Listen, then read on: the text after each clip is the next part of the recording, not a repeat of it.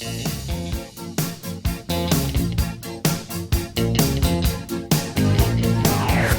everyone. My name is Jose Leal. I'm a member of Society 2045, whose mission is to bring pioneering voices together to help connect their respective visions and to help bring about a future that we all want to see. Today, we have Ted Rao joining us as a guest, who will bring to us his vision of how the work that he's doing will contribute to the future and to a vision of 2045. Welcome, Ted. Thank you for having me. So Ted, tell us a little bit about what you are doing today. I am a sociocracy trainer and consultant and coach, and but more importantly than that, actually, I'm the co-founder of an organization that's based in Massachusetts but operating globally, Sociocracy for All. So that's a movement. We understand it as a movement support organization to support sociocracy in organizations. And that is actually quite connected to my vision. So sociocracy as a self-governance system is important, but what we want to do is basically bring it in as a peer approach to organizations, so that it's not just kind of going in and doing it, but having long-term relationships and really building a little bit of a melting pot where people from different organizations talk about their practice and evolve it together. That's awesome. So it sounds like it fits with what we're doing here. Let me tell you a little bit of what our emerging vision is so far, and start digging into what you said describes your vision as well. So what we see is a society that has shifted away from an abstract social structures and standards and towards a human needs paradigm. A way of living, working, and organizing that is built on relationships rather than procedures. A society that prioritizes positive impact above scale and growth. So that's as it's emerging through these conversations. And of course, what we want to hear is what's new to that, what's different about that. Is that something that resonates with you? It's rather broad and vague, but we're trying to encompass as many of these different movements, such as your own, to capture that well. Yeah, that makes a lot of sense to me as a kind of broad statement, but also, for example, in one tiny specific thing. For example, one thing that we do is building around small groups, because small groups are human scale, right? That's what we understand. Small groups as the basis of really everything. So that's, it seems like one little detail thing, but for me, actually, there's all the transformative power of what you're talking about is already there, right? Because you can really listen to the actual individual instead of just kind of a superficial understanding of who is there if you have a smaller group. So important detail. Yeah, no, I appreciate that. And it is, for us, it's a broad statement that we hope really helps to capture the idea that it is about us, right? It's us first, and the systems that we've created emerge from us rather than the other way around, where we are beholden to the systems that we've created. So how does the work that you've done with Sociocracy reflect in the vision that you have for 2045? So can I back up a little bit, because I need to tell a little bit of backstory to even get to how to answer that. And that is what I said in my self-introduction before we turned on the record button, is I'm a linguist, right? So I always thought that I was doing linguistics, syntax in particular, in my previous life, and that ended, and I was doing something new, completely different. And now I've started to realize that it's actually almost the same thing, because and I really I jumped up from the couch when I realized it. I remember that moment where it's like, oh my God, it's the same thing. And that is because what we do in syntax, right, is we figure out how meaningful pieces, words, super simplified, right, how we can put them into an order so that they mean something bigger than just the word, right? and to communicate that with other people, while governance is kind of the system of connecting people in organizations, right, and tasks and so on, and instead of everything loosely flying around, that's how we bring it together. My vision for 2045 really is that we go to that next step of kind of understanding governance across the board. So that's what I care about in Sociocracy for All. Bring the for all piece is important, right? We want everybody to be able to do these kind of things, self-governance for everybody, because then, and that goes to my vision, then we will have small groups anywhere, right, that can just take care of the matters that affect them directly where they are. And that could be virtual, I don't care, or it can be in the actual town, neighborhood, or whatever, but it is self-determination, but with the skills to do it well, right? Instead of just without them knowing how to operate in that field. And to me, that's really a huge step, kind of as good as we are with language, as kind of cumbersome we are with governance so far. So it's kind of the next step to go from individual and what I'm thinking, what I'm able to express, to a collective level. What can we do and say or make meaning of as a collective? So that's what I'm interested in. But to me, this is not something kind of for big organizations or special organizations. For me, that's for everybody. And then in 2045, what it would need to look like for me is that people are just taking care of things independently, kind of the big national or international context, but really self. So that sounds like what you're describing is different than how sociocracy has been traditionally positioned. Is that true, or maybe I'm just not familiar with sociocracy enough? I've seen sociocracy positioned as a means by which to organize organizations, more so than to organize people or to have people organize themselves. Is that a fair statement on my part? Yes, I mean, what you're saying is there's kind of one thing where it is true that I'm moving beyond organizational governance, where sociocracy traditionally was, and that is that I'm in particular interested in, for example, how do you use sociocracy to organize a bioregion? But that is pushing sociocracy a little bit at its edges, because it is really made for organizational governance. You're perfectly right. But ultimately, it is also a way of being, right? Do you have the belief that you can take matters into your own hand as a community, however big or small that is, whether it's a kind of a designated organization or whether it's, like a bunch of people in a town.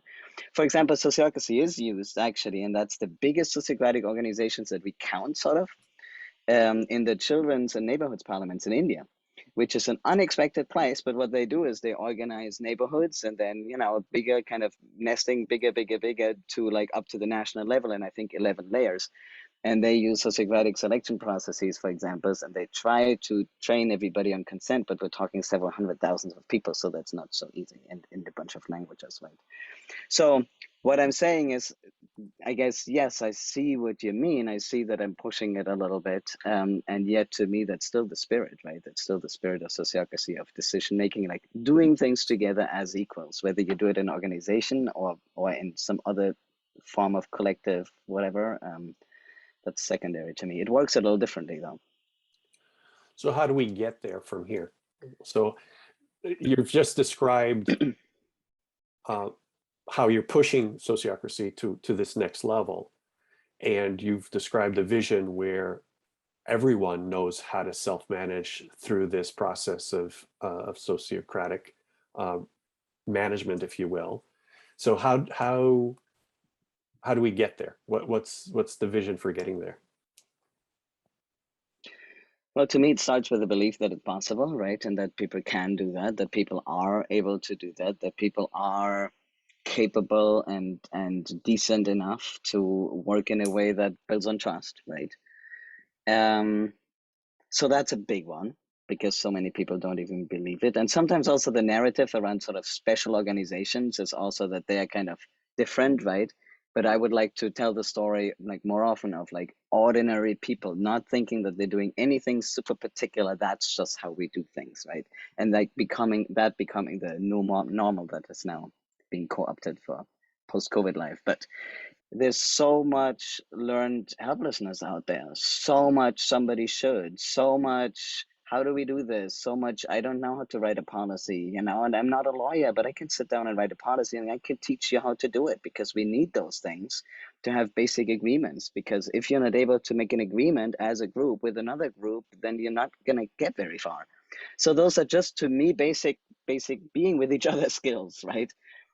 So that's big. And also it's not some, it's the problem, and also that's a problem about teaching sociocracy in general, and also about how to get there in the vision, is that all these pieces fit together, right? Like, for example, um, do you have the practical skills of meeting facilitation? Do you have the practical skills of project management, like moving things forward, just as a basic thing? Then do you have the interpersonal skills, right? Do you have the mindset that allows you to believe about, like, to believe about yourself, that you matter, and that, like, and that how you operate matters, and so on. But in my experience, you can't just change one of those things, right? If you don't change the whole ecosystem together, you're just going to create friction.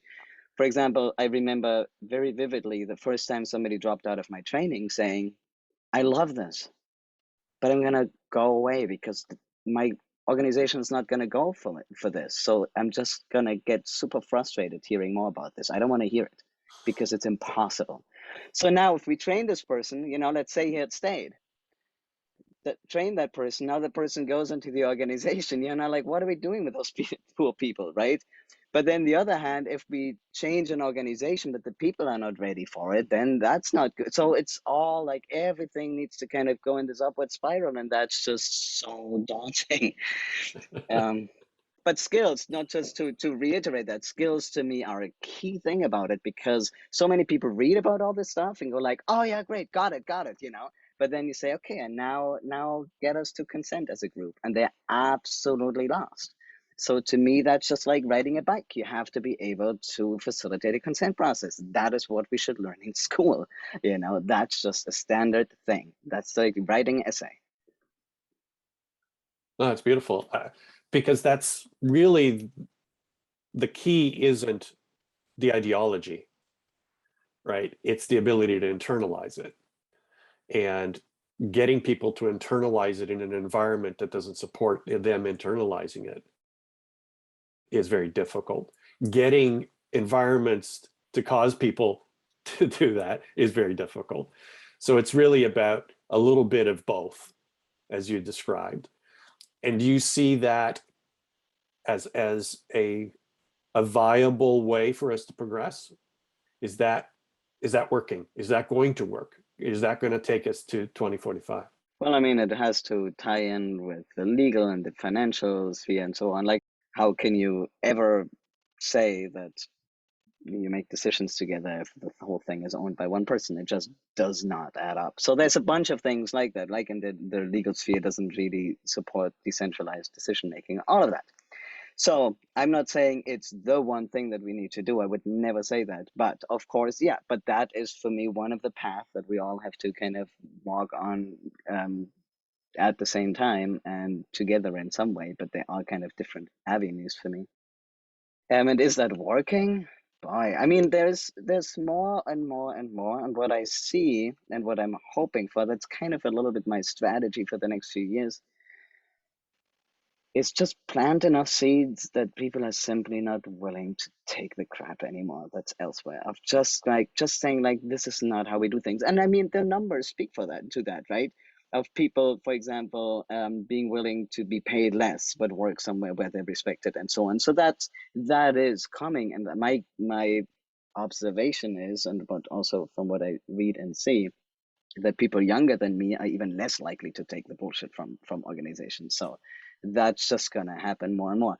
So I mean, we might be outcompeted by climate collapse and chaos, and then that's all obsolete. But if we can hold it together again, then enough, then I think we're on the right path. So you've touched on a couple of different things that you think are necessary as complementary movements to this. And Kim, who's here today, is part of that set of movements that's working on the legal front. Matt and I have been working on the co-ownership front.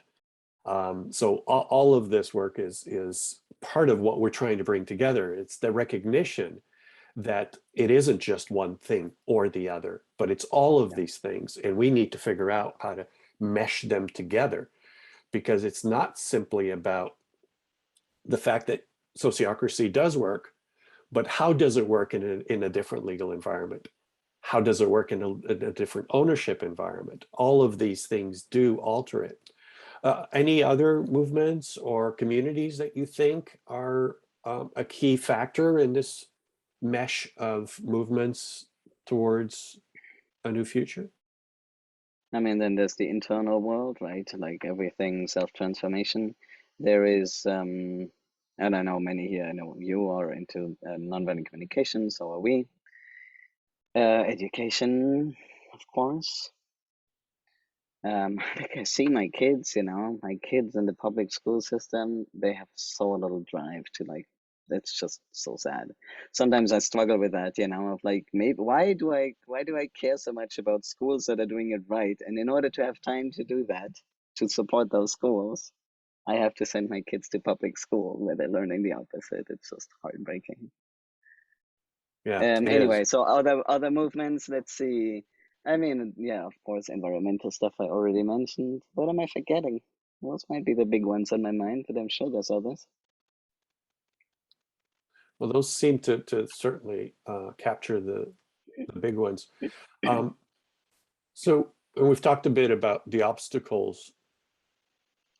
Do you see other risks, major sort of impediments to um, to this working, to either the deployment of sociocracy or other types of self-management, and as well as just the broader set of movements that you've just described?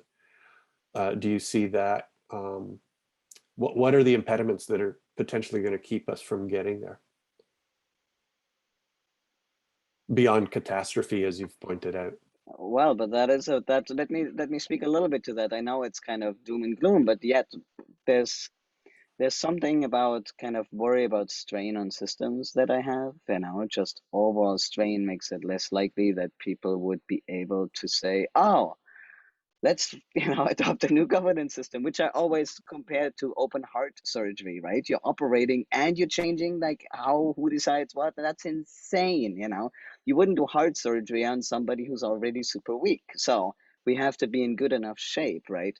And so that's what worries me overall, just how much strain can we put on our systems till we're unable to even snap ourselves out of it, even though the snapping ourselves out of it would be part, like in the long run, a contribution to changing it. But if we're too tight, that doesn't work anymore. So I'm very worried about that. And I noticed some of that already in it, just in my perception. In the last few years, people's level of overwhelm has increased. So how willing are they to like take a deep dive into governance, So, but then is it going to help their overwhelm? Probably not. So yeah, that's one big structural thing that I'm worried about. And the other one is we sometimes joke about that, and it sounds horribly nasty, but what about the people? Like the people are, in my view, and that's kind of an optimistic view of sociocracy, maybe, but sociocracy is a little faster and a little better than the people who are operating in it. So I know hardly anybody who maxes out sociocracy to the level that it's good for. It's a little bit like it's a super. I don't want to use a car that. Anyway, I'm gonna use a car as comparison, but it's like this super good, strong race car, okay? But hardly ever is it driven at full speed because people are scared, people are worried, people have there's their own trauma, their own history, their own whatever in the way. So um yeah, that's certainly an impediment.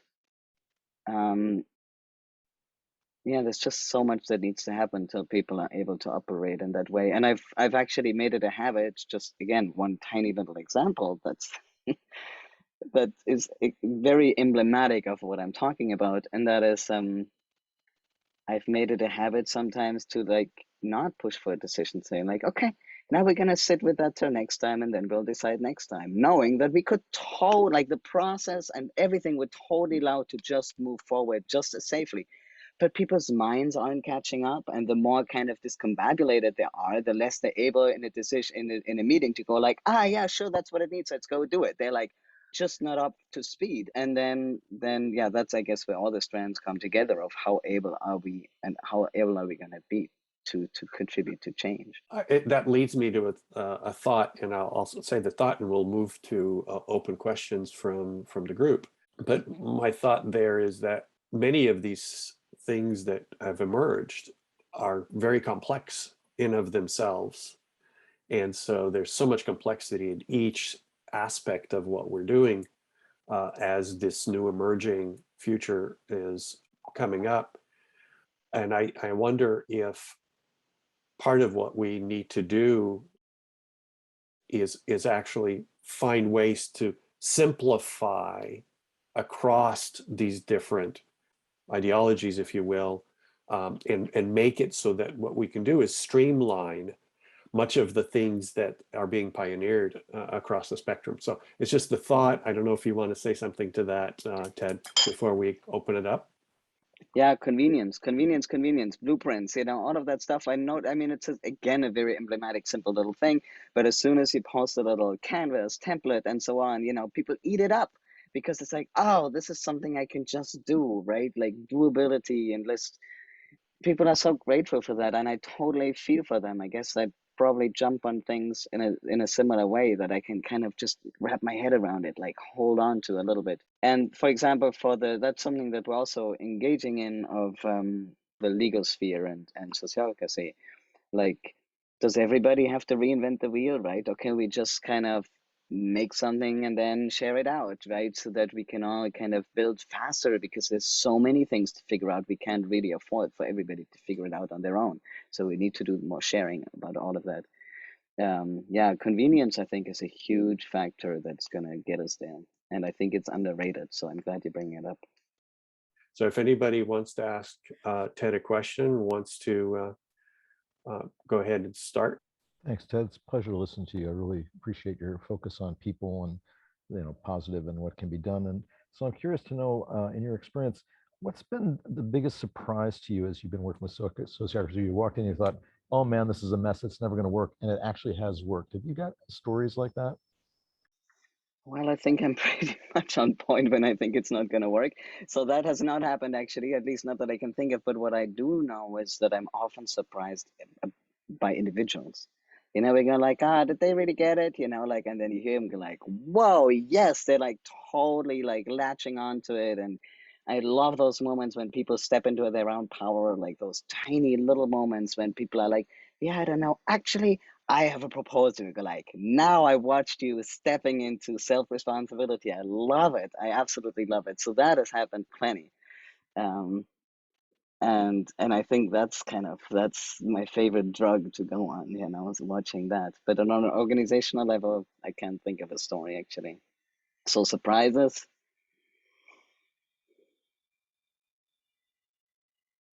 That sounds no, I don't want to be surprised by the fact of like, like if I walk around saying everybody can do this, I shouldn't be surprised when people can actually do it. But sometimes there is a little bit of a moment of like, well, look at that, yes. So something you said at the end is something that I'm always weighing. This idea that we need more shortcuts or we need templates or we need to share those, because it also ties back to the idea that people need to catch up. When you give them the answer before they fully understood the question, they can't really apply the answer. And I also see what you're saying, that it's collaboration takes a lot more time than directiveness. So I just wonder if you can talk more about that. Yeah, I love what you bring up. Sometimes in trainings, I say, by the way, you will typically hear me give three kinds of answers. One is depends, because things depend on context, right? Always. The other one is both. Because typically it's not only one thing that's true, the opposite is typically also true. And the other one is, oh, give feedback. That doesn't apply here, but that's another one. Do people have to catch up? What I love about what you bring up is that we kind of, are people kind of wrong and we have to teach them, right? Like, are they kind of deficient and we have to teach them? And I think about that a lot, especially when I watch young children, and I wonder, the way they negotiate what they're going to play next, and who's the bad guy and who's the good guy, and what they're playing next, and so on. They do some sort of consent decision making, right? Because they have the shared aim of playing, and if somebody says, "No, I'm not going to play," if this and that, that's kind of the deal breaker. So anyway, I think about that a lot, of kind of what's just natural, and I know that's super kind of that's super tricky of a concept, what's natural, but it is a curiosity of mine, kind of, is this something that people can remember and just go back into? People are not deficient. I think we all carry that in ourselves. And then what you're also saying about the blueprinting is one, but the other one is a more holistic view of everything, and you need to kind of hold it both. There is one, I was always kind of more on the holistic side, and now I've leaned slightly the other direction. That's why I'm so heavy on blueprints, because there's kind of this like mindset and tool, right? And I was kind of always on the mindset side, thinking everything else then falls into place. But I noticed that just through using a tool like rounds, for example, talking one by one, that also changes how you think, right? So there's some advantage of just using rounds, even if you have no idea why and what and so on, just do it and it will change something. So that's kind of this both balance. I don't know what to think about all of that. I guess we just offer it all, and people will hopefully find the entryway. Ted, thank you so much for all your remarks. I agree with everything you said. I have been thinking and actually trying to write my way through the global answer to everything you're saying. And yet, everything you're saying is absolutely essential. The challenge, I think, and you use this in your talk when you talked a little bit about catastrophizing, and how is it that we can change enough people fast enough? Because in some ways, it boils down to the capacity for individuals to transform and let go of everything that people hold sacred, including capitalism, including the legal system. I mean, it's mind-blowing what has to be done. So I'm just wondering, how do we, in your own thinking, how do we create change fast enough before the climate outdoes us? I think these are the answers that we're all kind of grappling with at some level, and not to address those is like, moving deck chairs around the Titanic. I don't know the fucking answer, and that's why I guess that we're here talking to each other. And I think that's exactly why you're here talking to each other, because I'm reading, what is it called? Hold on, Humankind right now, Rutger Bregman. And one of the key things is, right, social learning. That's the big magic, like that's the thing humans have, right? Social learning. So basically what you're doing with each other here is, I think, the only thing I can think of that would speed things up. More connection among each other, and kind of build. That's why Sociocracy for All as a movement organization is its own lab, basically, right? We have 170 members or so. And the huge advantage is 170 members that know Sociocracy really well. When we play with each other, we play a little faster again, and then we can actually evolve things a little faster, and we can that's just a speedy way of doing it compared to elsewhere. I always have this a little bit, I guess, in saying it, there's always this sense that something is missing, and that's the action, because action has kind of a bad reputation, at least in some spaces that I'm in, as if it's kind of a unevolved way of doing things, oh yeah, right? And that's also, I reject that too. So wait, no, action is, there has to be output too, right? We often look down on output as if it were something something yuck of look at these people, they care about output. So again, a both and thing, right? But I think social learning seems to be a big key to me. Thank you. Yeah, I've just started to dig into the work of Robert Kagan as an important place to go in terms of our own evolution and capacity for it. Yeah, And I appreciate your thoughts, because as I think about it, I look at what Kim's been able to do in the legal profession over the last 30 years. It really is quite extraordinary when you think about it, Kim, where we were when we, I mean, wow, so maybe there's hope if the legal profession can change. Maybe there's hope for broader aspects of society. Can I add something? And that is that another thing that is completely still raw for me, but again, something that was brought to my attention kind of in a way that I was able to hear. I'm sure I've heard it a zillion times and past it. The aspect of change is easier, right? Or an obstacle to change is when you have the belief that other people wouldn't go for it, right? That you're the only crazy person that wants to work collaboratively, if you're the only crazy person that wants to change the legal system, right? And that's why also the narrative kind of thing is like, look, they are also doing it. Look, they are also doing it. They're also on board. You're not the only person. Like that, the message, right? We can do this. You're not the only person, right? Like that's, yeah. And I noticed that in my own,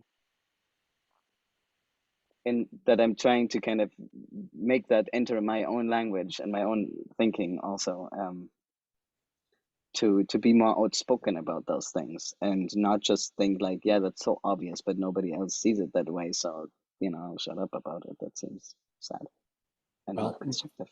that's progress what this that I've group is made. about. Sorry, Yeah. Kim, go ahead. Yeah, just the progress I've made that Stuart's pointing to is finding all of the weird lawyers and pointing to them and saying they're not weird, they're pioneers. and Yeah.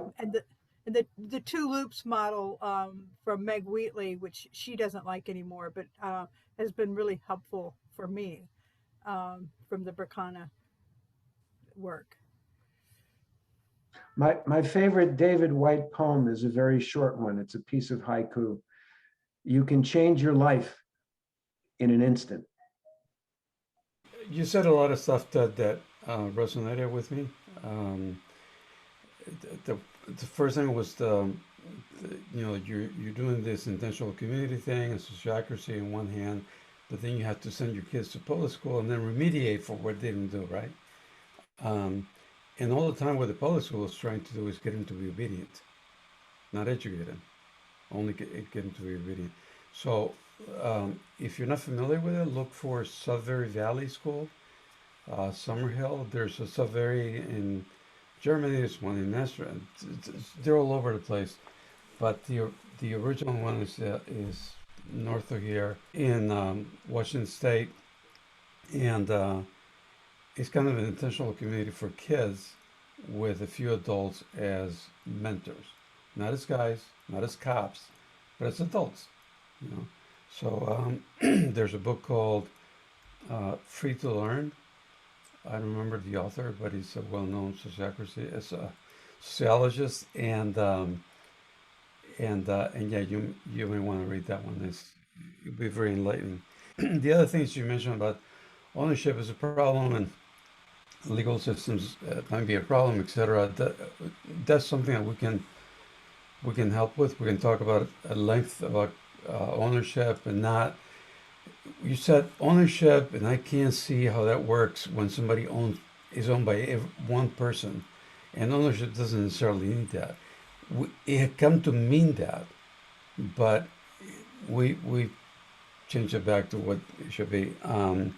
Kim is doing all the work, and Stuart are doing a lot of work on the legal front and stuff like that. So, and we are a bunch of crazy people, except by organizing, by getting that social support you were talking about, and finding each other, we can say, oh, we're a society 25 now. We're not crazy anymore. Even though we talk crazy and stuff like that. You're only crazy until your ways gets established, and then you're not crazy anymore. You're the mainstream, and you have to watch out for that too. But anyways, really grateful that you came, and I hope we can be part of this team as well as a valuable voice. Appreciate it.